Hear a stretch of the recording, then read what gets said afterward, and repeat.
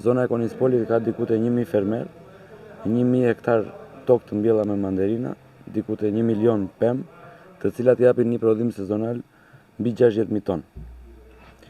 Dhe situata si vjet është shumë e rënduar dhe shumë e vështirë, si për fermerin, si për pikat e grumbullimit, po edhe si për ata që e tregtojnë. E rënduar nga paniku.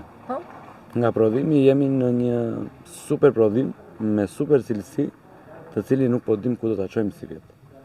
Për shkak të panikut që është përhapur për mandarinën e Konispolit. Thonë fjalë që mandarina e Konispolit është me pesticide, por nuk ka asnjë gjë të faktuar. Analizat secila kompani që bën grumbullimin dhe pastaj eksportimin i bën individuale.